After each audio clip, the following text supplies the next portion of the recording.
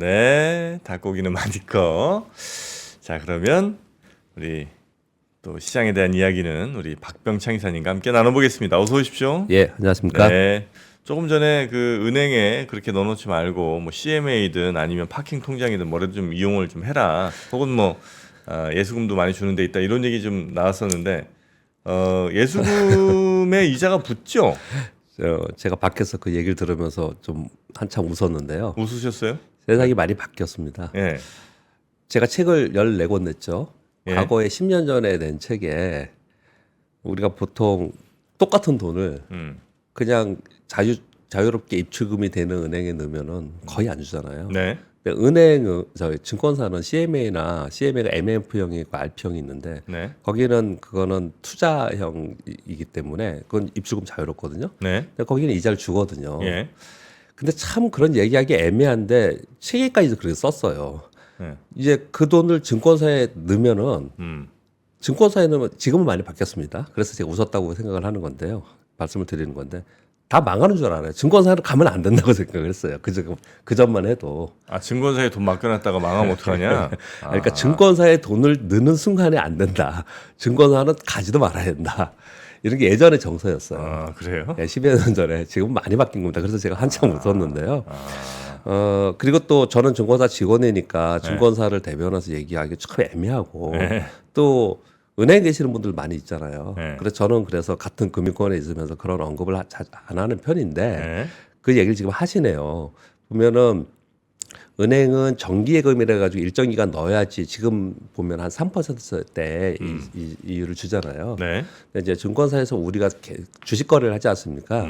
주식 거래를 하는 그 예수금을 넣고 주식 거래를 하잖아요. 네. 근데 그 예수금을 가지고 굉장히 복잡하게 얘기하시던데 그냥 증권사에 모바일로도 되고 전화를 하셔서 이거 CMA 계좌에 넣어주세요. RP로 해주세요. RP로 해주시면 그 계좌에서 그냥 주식 사고 현금 돌아오면 다시 CMA 들어가고 자동으로 전부 증권사 다 돼 있어요. 그냥 다 돼 있습니다. 그 지금 CMA 그래요? RP형은 3% 초반에서 중반까지 이율이 되어 있고요. 전화해서 이거 저 CMA로 해줘요, RP로 해줘요 하면 된다고요? 예, 계좌를 CMA로 자동으로 넘어가게 해주세요. 그러면 다 되어 다 그래요? 됩니다. 거래하는 건 똑같고. 똑같고요. 그냥 계좌에서. 어. 근데 의외로 그런 부분을 그러니까 우리 공 기자님이 이제 얘기를 해주신 것 같은데 그냥 이자 안 받고 노느니 이자 받는 대로 옮겼다가 예전에는 그거를 옮겼다가 자기가 해야 됐어요. 네네. 현금 돌아오면 네, RP형으로 옮기고 그랬거든요. 근데 지금은 다 제가 알기로는 예. 다 자동으로 되어 그래요? 있습니다. 저희도 해야되겠네. 그렇고요. 그래서 기왕이면 그렇게 안 돼 있는 분들은 안 되는 분들은 지금 그 말씀 나누시는 것처럼 주식하는 분들은 근데 그렇게 거기에 예민하지 않아요. 그냥 두시는 분들이 많이 있는데 네. 그 전화해서 그쪽으로 자동으로 전환되는 걸로 내 거 해달라고 하면은 그렇게 다 되어 있습니다. 그리고 그 이율이라는 것도 증권사가 어디가 높고 낮고도 없고요. 네. 대부분 다 비슷해요? 비슷합니다. 뭐 예전부터 있었던 이런 얘기들이고 그래요. 다 그런 얘기들인데 그냥 무심히 넘어갔던 그런 것들을 우리 공 기자님이 문제 제기를 해주셨는가 봅니다. 하여튼 그냥 예.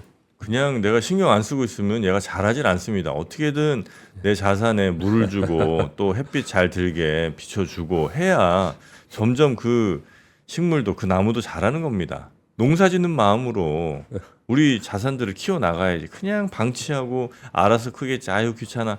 됩니까 그게? 네. 사실은 그렇죠. 지금 시간이 많지는 않지만 아침에는 네. 그 3%의 물론 연율이지만 그래도 예수금으로 거래 안 하고 있는 돈이 거기서 조금 있어도 우리가 맨날 밥값 아끼고 커피값 아낀다 그러는데 그거보다는 높게 주잖아요. 네네네네. 따지고 보면요. 그렇습니다. 이거 참 마음이 아프네요. 이거 했었어야 돼. 바로 근데 전화해. 아마 자동으로 돼 있을걸요? 그래요? 그러니 아마 확인해 보시면 거의 대부분 처음에 계좌 개설을 할 때 자동으로 옮겨있게 대부분 계좌 개설을 그렇게 권유를 드리고 그렇게 합니다. 대부분. 그래요? 안 되는 것 같은데. 전화해서 창구에 전화해서 알아보면은 그렇게 해달라고 해줍니다. 다. 아, 근데 막 전화해고 막 화내갖고 막 빨리 하라고 그랬는데 이미 돼 있다 그러면 약간 좀 민망하긴 하겠군요. 그냥 알아보는 거죠. 내 거 그렇게 되어 있냐. 알겠습니다. 예. 자, 미국 마감부터 한번 가보겠습니다. 예, 혼조로 끝났습니다. 미국이 3연속 상승하고 그 다음에 이틀 동안은 지금 보합권에서 이제 혼조 상태로 마감됐다. 그 정도 보시면 될 것 같고. 네. 그래서 어제도 제가 특징적인 뉴스만 몇 가지 전해드렸는데 오늘 특징적인 거 말씀드리면 스웨덴이 스위스에 이어서 두 번째로 금리 인하를 했습니다. 4%에서 3.75%로 금리 인하를 했는데 근데 사실 보면 이들 유럽에서 금리 인하를 할 수밖에 없는 게 네. 일단 물가도 많이 떨어졌어요. 2% 초반으로 떨어졌는데 얘들은 GDP 성장률이 역성장이에요. 마이너스 성장을 하고 있습니다. 네. 그러니까 이쪽은 경기부양 정책을 쓸 수밖에 없습니다. 그래서 금리 인하를 해야 되는데 이제 물가 때문에 못 했는데 물가 좀 떨어지니까 지금 하고 있는 그런 상황이에요. 그래서 아마도 그래서 지금 ECB에서 유럽연합에서 지금 금리 인하 6월에 할 가능성이 높다 이 얘기 계속 보도 나오잖아요. 근데 그쪽은 금리 인하 할 수밖에 없는 그런 상황으로 보여지고요. 이런 영향은 다른 나라에도 영향을 하반기 줄 개연성이 있다 정도 이해하시면 될 것 같고요. 실적 발표를 지금 이제 중소형주들이 계속 하고 있습니다. 근데 쇼피파이하고 우버가 실적을 좀 좋지 않게 나왔습니다. 그래서 쇼피파이가 한 18% 하락했고 우버가 한 5.6% 하락했고요. 인텔이 퀄컴하고 대중국 수출 규제한다라는 게 내용이 있었잖아요. 아까 이 공기자님 전해주시던데 이게 네. 될까라는 생각도 들어요. 무조건 들어가는 거잖아요. 퀄컴하고 인텔은요. 그렇죠. 예, 근데 아마도 그 아까 정프로님 말씀하신 것처럼 이러다가 시간 끌다가 어느 순간이 되면은 뭐 또 슬쩍 넘어가지 않을까 싶기도 해요. 이게 안 들어가면 만들지 못하는데. 근데 아무튼 그런 우려를 좀 하고 있습니다. 근데 인텔은 이거 외에도 실적 가이던스 굉장히 안 좋게 나오면서 인텔이 계속 빠졌었습니다. 네. 그런 가운데 이번에도 이 내용이 나오면서 한 2% 빠졌고요. 전반적으로는 큰 움직임이 없었습니다. 그냥 보합권의 움직였습니다. 어제 우리 시장은 그 직전일에 굉장한 날이었죠. 지수 2% 오르는 게 문제가 아니고 외국인들이 2024년 말에 최대 규모의 선물을 매수하면서 되게 특이한 날이었어요. 아, 그렇습니다. 네, 특이한 날이었는데 네. 그래서 어제 아침에는 매물이 좀 나왔어요.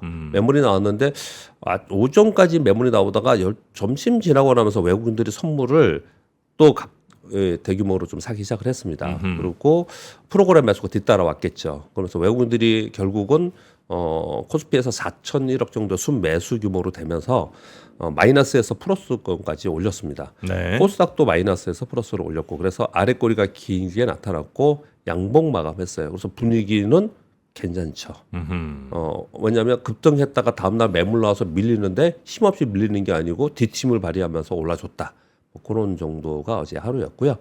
어제는 이제 조선주들 중에서 조선주는 그렇게 강하지 않았는데 먼저 올랐었죠. 근데 그 동안에 조선주가 오르는 동안 좀 모구들은 희한하게 못 오르더라고요. 근데 조선 기자재가 어제 6% 7%씩 다 올랐어요. 그러니까 한 5에서 10% 사이에 올랐는데요. 네. 이 조선 기자재들은 그 실적을 들어가 보시면요, 실적은 정말 좋아요. 계속. 아, 조선 기자재들. 네, 실적도 좋고 얘들은 PER이 6배, 7배고 PBR도 0.5, 0.6분이 안 돼요. 실적도 좋은데. 근데 주가가 안 움직여요. 근데 어제 일제히 다 움직였습니다. 그냥 그 정도 말씀드릴게요. 왜 안 움직여요? 한번 좀 돈 잘 체크해 보시면. 버는데? 예? 돈 잘 벌고.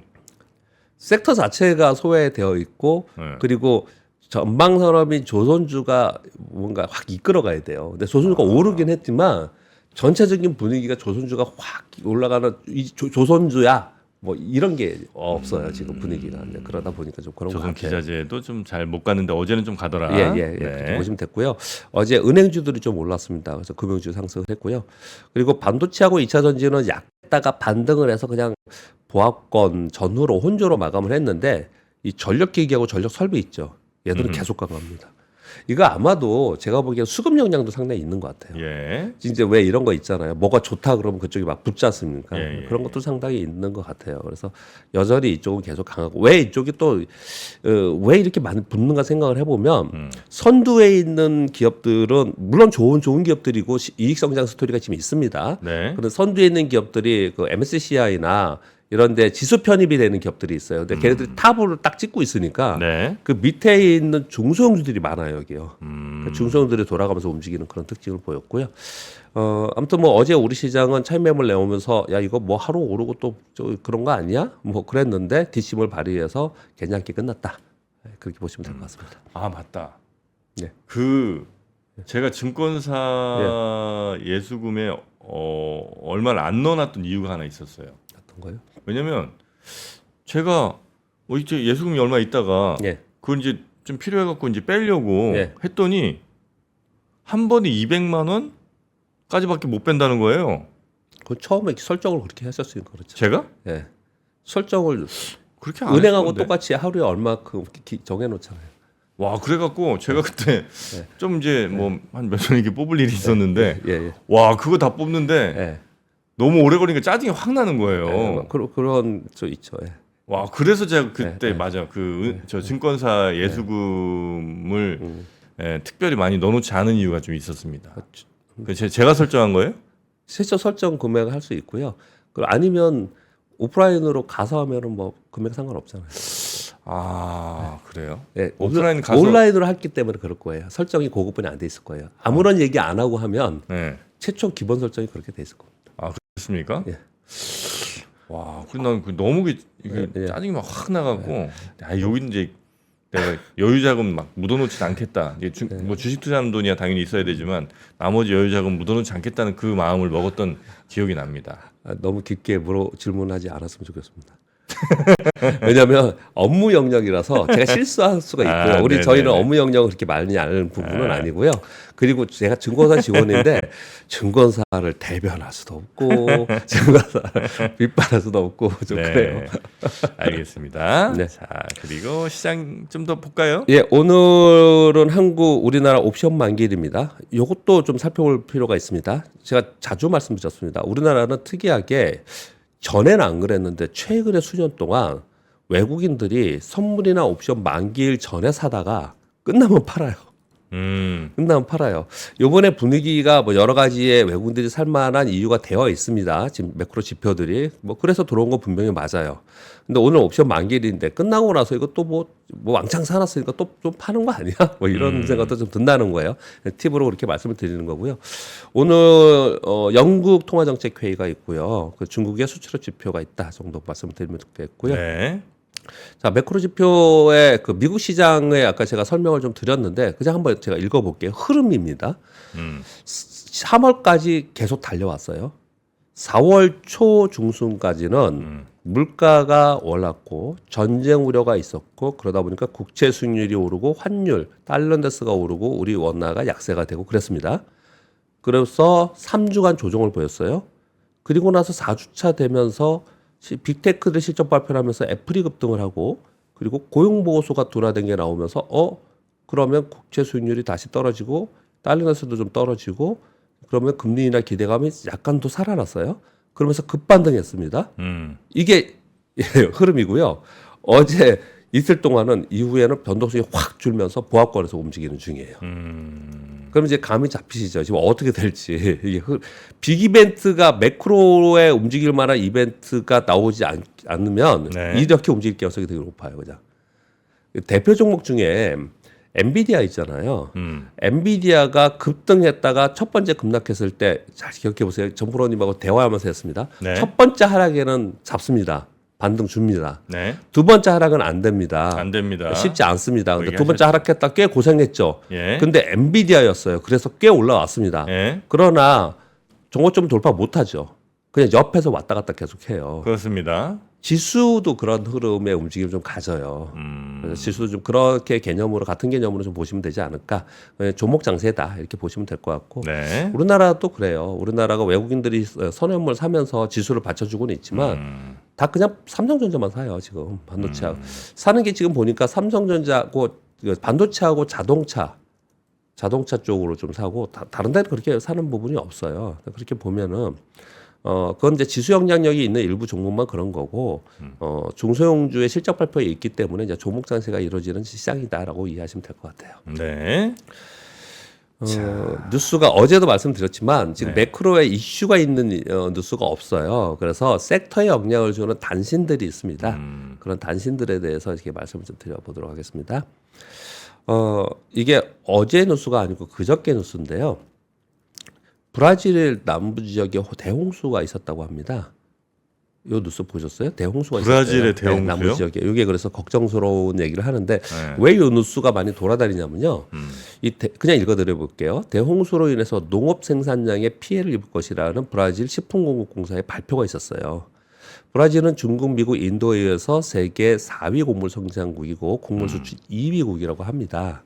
그런데 이번 홍수 피해로 인해서 대두 생산량이 15% 감소 예상되고 쌀과 빌도 감소 예상된다. 물론 다른 데들이 있잖아요. 그래서 어떻든 그리고 예비량도 있고 해서 이걸 맞춰 가겠지만은 요 얘기가 자꾸 나오는 건 물가 때문에 그러는 것 같아요. 자꾸 이제 물가 때문에 이런 걱정의 뉴스가 나오고 있다.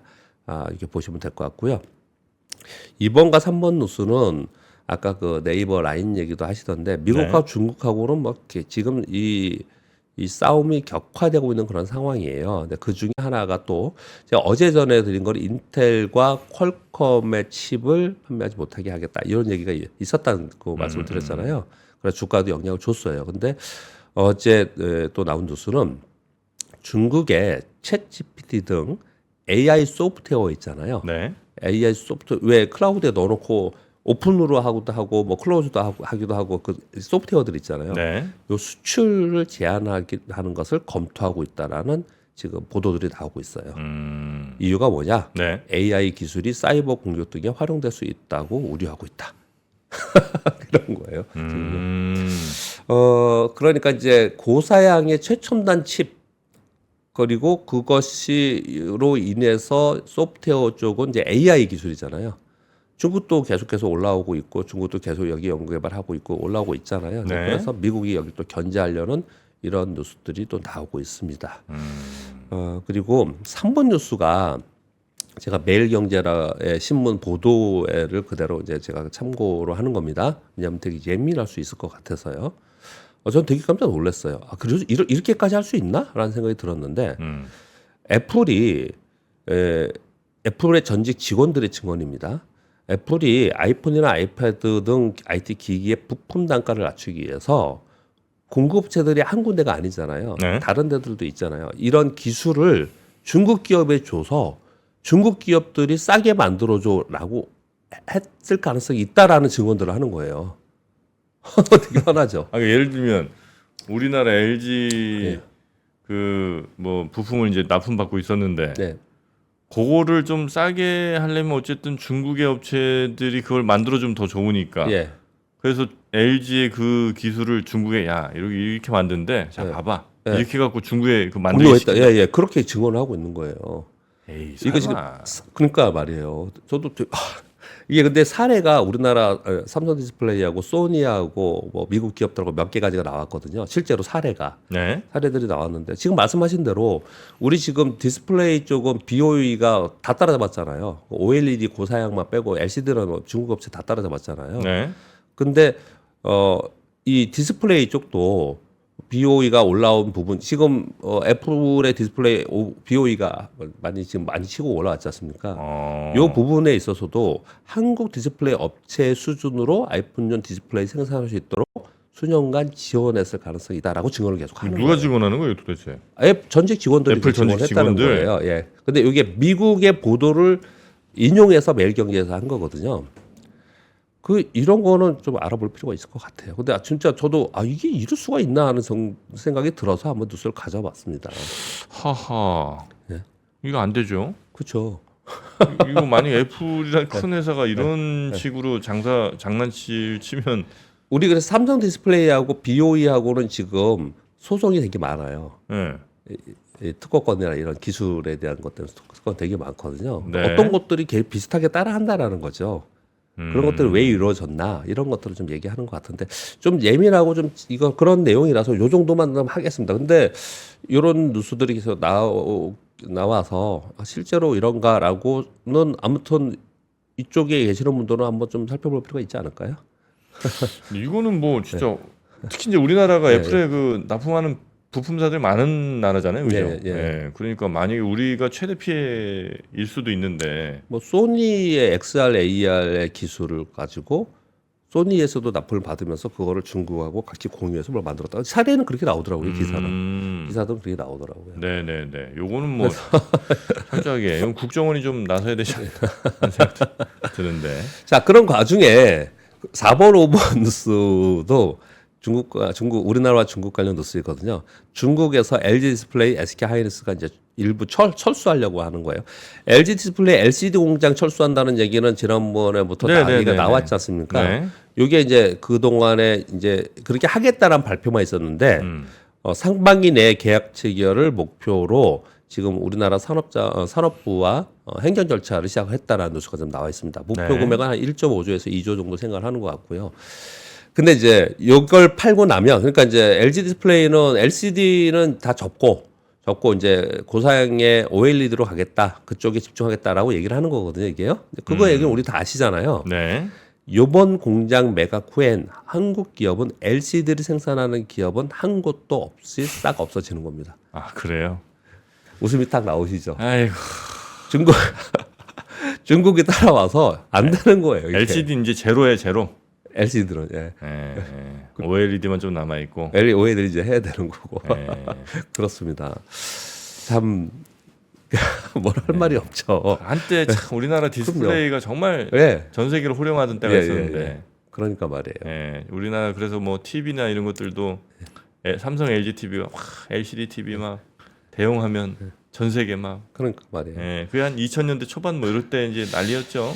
그러니까 이제 계속 신기술이 개발이 돼야 되고 고부가치 상품으로 가야 되고 그렇게 가야 되는 거고요. 거기에 빨리빨리 가지 못하면 밑 뒤에서 쫓아오고 있기 때문에 점점 어려워지는 거죠. 네네. 우리나라 산업이 참 그런 사람이 끼어 있는 게 상당히 많이 있어요. 그래서 빨리 정리하고 이 고부가치 상품으로 가는 거는 맞다고 생각을 합니다. 그래서 잘 하는 거라고 생각이 들어요.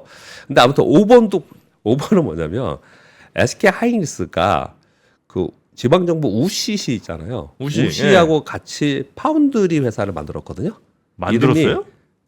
2018년도에 만들었어요. 아, 네네. SK 하이닉스 시스템 IC라는 회사예요. 근데 거기에 지분 21.3% 그리고 공정기술 및 무형자산 그리고 유상증자가 우시 산업발전에 들어와서 28%를 해서 전체 49%를 우시에 매각하겠다는 거예요. SK 하이닉스가. 이유가 뭐냐? 중국 파운드리 사업 구조 개편을 하고 이번 지분 매각 대금으로 인해서 SK 하이닉스의 부채를 줄여서 채무 건전성을 개선하겠다. 그렇게 나와 있거든요. 근데 채무 건전성 개선하는 거 현금으로 하는 것도 맞다고 생각이 들어요. 그리고 중국 파운드리 사업 구조를 좀 재편하는 것도 맞죠. 네. 그런데 왜 4번, 5번 뉴스를 같이 제가 연결해서 이렇게 말씀드리냐면 이 회사가 8인치 파운드리 회사거든요.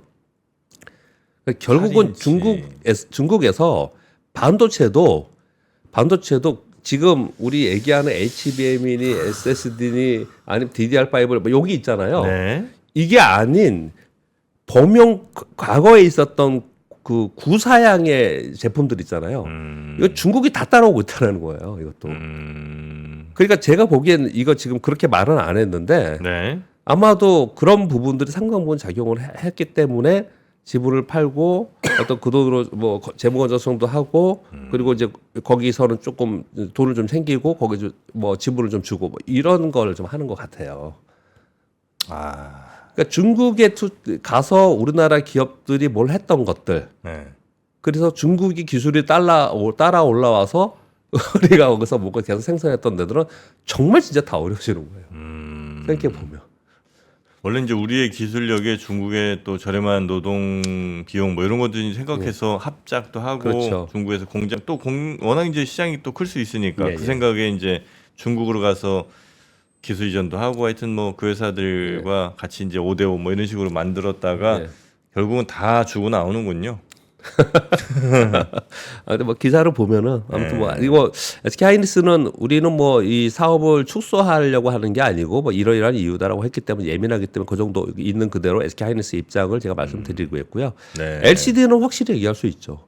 LCD 기술 따라왔으니까 우리는 다 그냥 다 포기하고 나오는 거잖아요. 네, 이쪽 네, 부분은 뭐 그런 부분들이 있다 이렇게 말씀을 드리는. 공정 기술 및 무형 자산을 매각했다는 거는 지적인 재산 뭐 이런 것들을 아마 매각했다는 예, 거겠죠. 예. 이런 거 이제 매각하면 할수록 뭐 어쩔 수 없이 더 따라오는 거에 가속 페달을 밟을 거 아닙니까? 그러니까 우리는 이제 계속 기술 격차를 벌여야 된다. 그래서 맨날 얘기하는 게 이쪽에 애널리스트분 담당 기술 격차 얘기를 하잖아요. 우리 TV 그냥 공중파 봐도 우리 뭐라 그럴까요? 이 관료직이라고 하시는 행정부에 계시는 분들은 보면 기술 격차 맨날 얘기하는 기술 격차잖아요. 뭐 유지하기가 쉽나요, 그게? 그러니까. 따라가는 게 쉽지, 그 뭐 계속 유지하는 게 쉽지가 않죠. 그러니까 이제 그런 분들이 바라보시는 거랑 우리처럼 여러분과 우리처럼 이 주식 시장에 직접 투자를 하면서 하는 거랑은 약간 생각 차이가 좀 있는 것 같아요. 우리는 훨씬 빠르고 예민한 것 같아요. 주식 투자자들이 네네. 이런 부분에 대해서는 그 생각이 좀 듭니다. 네. 그리고 쿠팡 실적 발표했는데 시간이 있게 돼서 짧게 말씀드릴게요. 매출은 28%로 증가했어요. 근데 영업이익이 61% 감소하고 순이익은 7개 분기 만에 적자를 했거든요. 이거 지금 주가가 한 9% 하락을 했어요. 네. 근데 사실 매출이 굉장히 많이 늘었잖아요. 근데 이 영업이익과 순이익이 준 거는 팥패치 인수로 인한 일회성 비용 때문에 그렇다라고 발표가 됐어요. 네. 그럼에도 불구하고 근데 왜 빠졌냐? 이거 빼면은 장사 잘했잖아요. 왜 빠졌냐? 이것으로 인해서 영업이익과 순이익이 줄었는데 그러면 이걸 일회성 비용인데 앞으로 좋아질 거냐? 에이 아니다. 소비 심리 둔화로 해서 고가 명품 시장 전망 다른 데도 지금 안 좋은데 이거 인수해서 좋겠냐? 거기다가 중국계 전자상거래 플랫폼이 지금 한국 시장 진출해서 지금 뭐 난리지 않습니까? 네. 이런 가이던스가 나오면서 주가가 좀 떨어졌어요. 그러니까 회사에서는 팥패치 인수 때문에 이건 일회성으로 좀 안 좋아진 거다라고 예. 얘기를 하지만 그렇다 일회성으로 안 좋아진 그 투자가 괜찮은 거냐라고 보면 그것도 아닌 것 같고 그다음에 앞으로 시장 전망도 알리테무 뭐 이런 데들이 계속해서 저가 시장 들어오면서 과연 쿠팡이 앞으로도 계속 괜찮을까에 대한 물음표가 그렇게 이제 분석을 하고 있고요. 그것과 연결해서 7번 뉴스는 아무튼 우리나라에 중국계 전자상계 막 들어왔잖아요. 그래서 CJ 대한통운이 엄청 실적이 좋아지고 있다고 합니다. 중국 직구 물량이 증가하고 있고 이게 지금 워낙에 지금 핫 이슈가 되다 보니까 우리나라에 있는 이 전자상거래 업체들 있잖아요. 뭐 네이버도 있고 있잖아요. 이들이 국내 업체들이 당일 배송 서비스 한다고 다 발표를 지금 하고 있어요. 그러면 당연히 운송 쪽은 어마어마하게 더 빨리 그리고 더 많이 경쟁이 붙을 수밖에 없겠죠. 그래서 이쪽은 호황을 누리고 있다 이런 뉴스가 있어서 연결해서 네이버 쇼핑 제가 또 저 이제 많이 하더라고요 네이버 쇼핑. 저도 좀 해봤거든요. 뭐 어떤 거는 이거 그거 관리를 좀 해야 될 것 같은데 어쨌든 이제 쿠팡이든 알리든 테무든 여기는 이제 그 회사에서 이제 관리가 되잖아요. 근데 네이버는 보니까 그 각 입점 업체들이 엄청 많잖아요. 업체들이 하죠. 컨트롤이 안 되나 봐요. 업체들이. 그래서 어떤 건 뭐 바로 다음날 이렇게 오는데 어떤 건 한 일주일이 지났는데 계속 배송 중 떠 있는 거예요. 뭐야? 이렇게 들어가 봤더니 아직 발송도 안 했어. 그는 그냥 배송 중으로 막 해놓은 거예요. 왜냐면 발송 안 하면 자기네들 아마 뭐 페널티가 있는지. 그래서 언제 배송되냐 물어보니까 곧 해드릴 거라고 이제 계속 얘기하다가 한 20일인가 지났어요. 그래서 아유 니넨 취소다 이제 이러고 말았는데 그러니까 이런 그 각 업체별 컨트롤이 이제 네이버에서 할 수 있는 게 아니다 보니까 그런 건 좀 문제가 좀 되겠더라고요. 그러니까 뭐 우리 주식하고 상관이 없지만 저희가 주식 관련된 이런 방송을 하고 있지만 그쪽 관계되신 분들이 혹시 이런 걸 들으시면 정말 꼭 귀담아 들으셔야 됩니다. 보면 쿠팡은 바로바로 가야 되잖아요. 마음표가 바로 되잖아요. 확실한 차별화가 있는 거고요. 갑자기 네이버 말씀하시니까 또 생각이 났는데 우리 카카오 있잖아요. 카카오 이대로 있으면 안 된다는 얘기를 벌써 한 1년, 2년 동안 하지 않았어요? 그런데 카카오에 뭐 한다고 잠깐 얘기 있었죠. 구조조정하고 막 그러지. 근데 요즘에 또 조용하잖아요. 뭐 해야 됩니다. 그런 이제 좀 진짜 그런 얘기들을 귀담아 들으셔야 됩니다. 그리고 신세계가 자사주 매수를 실적 발표하면서 공시했는데요. 아 그래요? 유통 가는 주식의 9.4% 어마어마합니다. 뭘 이렇게 많이 해? 그러니까 말이에요. 근데 대주 지분이 많잖아요. 기관주 유통 주수 자체가 이렇게 크지 않은데, 근데 발표를 했는데 아무튼 뭐 주주 안정 및 주주 가치 제고를 위해서 한다 이런 뉴스가 하나가 있었고요. 자사주 매수에서 끝나는 건 아니겠죠, 설마? 매수 후 뭐 그 내용은 제가 못 봤습니다. 일단 공시에는 공시만 제가 그래요? 공시. 보통은 이제 자기네들도 회사 홍보하려면 자사주 소각 뭐 이런 거 아마 만약 할 생각이면 할 텐데 네. 그런 얘기 안 하고 그냥 제가 매수한 거 보면 뉴스로 본 게 아니고 공시로 봐서 아, 그까지만 그렇습니까? 말씀드리도록 네. 하겠습니다. 자, 마지막은 올리브영이요. 올리브영 어마어마하죠. 얼른 지난 5월 초에 한국, 중국, 일본이 황금 연휴였잖아요. 우리도 그랬고 일본은 꽤 오래 쉬었죠. 중국도 한 4, 5일 쉬고요. 그 동안에 관광 상권 60여 매장을 봤더니 매출이 요 4, 5일 동안 221% 증가했는데 외국인들의 한국 관광 온 필수 코스가 됐다고 합니다. 제주권은 510%, 홍대 409%, 명동 160%, 글로벌몰 80% 증가했는데 뭘 많이 샀냐? 올리브영에서 이렇게 많이 사요? 뭘 많이 샀냐? 같은 스낵을 제일 많이 샀고요. 스낵? 과자? 네, 헤어케어, 구강케어 이런 걸 많이 샀다고 해요. 이걸 보면서 어떤 생각이 드느냐면 아 이렇게 잘 되고 있어서 좋습니다. 저는 뭐 여기 관계가 있는 사람은 아니라도 어떻든 외국인들에게 많이 팔아서 뭐 좋습니다. 그런데 이걸 보면서 어떤 생각이 좀 들었냐면요.